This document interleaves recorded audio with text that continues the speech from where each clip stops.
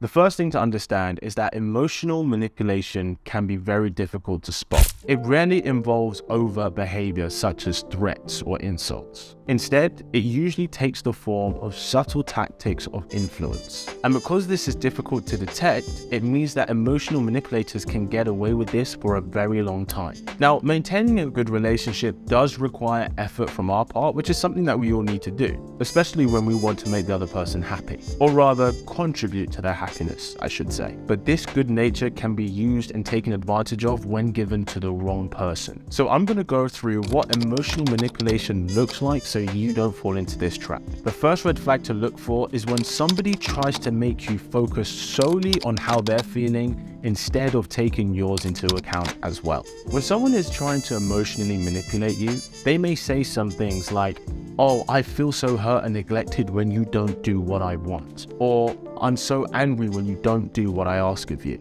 In situations like this, the emotional manipulator is trying to place their feelings above yours, trying to make you feel guilty and make you feel responsible for how they feel. And while it's definitely important to be considerate of your partner's feelings and how we move and the actions we do, because that's how we show love and affection, the only person's feelings you are responsible for is your own. So as long as you're not doing anything intentionally malicious, never let someone make you responsible for their feelings and their emotions.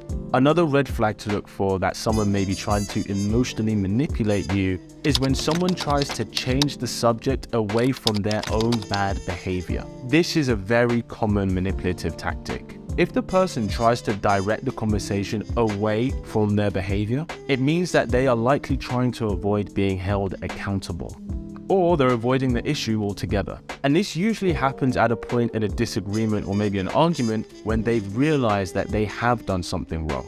Maybe you articulated your point clearly and fairly and put it in a way that's easy for anyone to understand, and they've realized this. It'd be almost asinine for them to not understand because of maybe how clearly you did articulate it. But because they're so far into the disagreement or the argument, and because they've been fighting tooth and nail for their side for so long, they feel that they can't admit to being wrong. They feel that they can't go back and say, "Hey, you know what? I realized maybe I shouldn't have done that." They're trying to avoid taking accountability. So they try and change the subject, especially onto something that maybe it could be feasible to hold you to blame.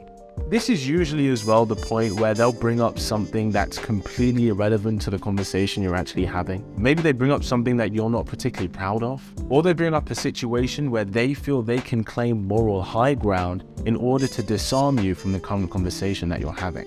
And when someone does this, they are completely and utterly driven and focused on their ego. Rather than focusing on the benefit of the relationship, they're focused on being right, as opposed to being happy with a constructive, growing relationship. Which leads on to the next sign of an emotional manipulator is that they hardly ever apologize. For someone who is emotionally manipulative, for them, it's all about power. The power dynamic within the conversation, the power dynamic within the relationship. And they see apologizing under any circumstances is them losing power.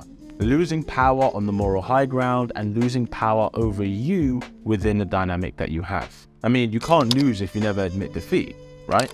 When someone struggles to apologize, even when they know they're wrong, you really have to ask yourself, what is it that they're trying to protect? Because it's definitely not the longevity of the relationship, and it's definitely not you.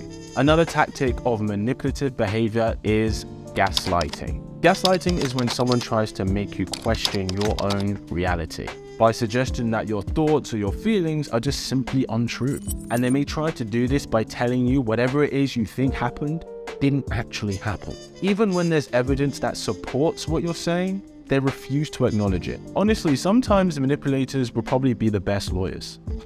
And the last thing to watch out for is when a person guilt trips you. They're using your own emotions against you. This could be in them saying, "Oh, look what you made me do," or something along the lines of, "I'm doing this for your own good. It's all your fault that I'm like this." These are all attempts to manipulate how you feel and shape your behavior to fit what their needs are. Well, if it isn't clear already, let's just make this clear now. You are never responsible for how somebody else acts or behaves. And if someone ever tells you that you are, you run from them and you ask questions later. The most important thing to remember if someone is trying to emotionally manipulate you is that you always have the power to say no. It's not your responsibility to cater to their needs or desires, especially if it's at the detriment of yourself.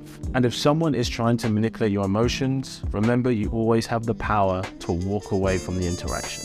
If you're looking for a guy who spices up your love life, make sure you subscribe to this wonderful tribe. And as always, keep it slick. Pow.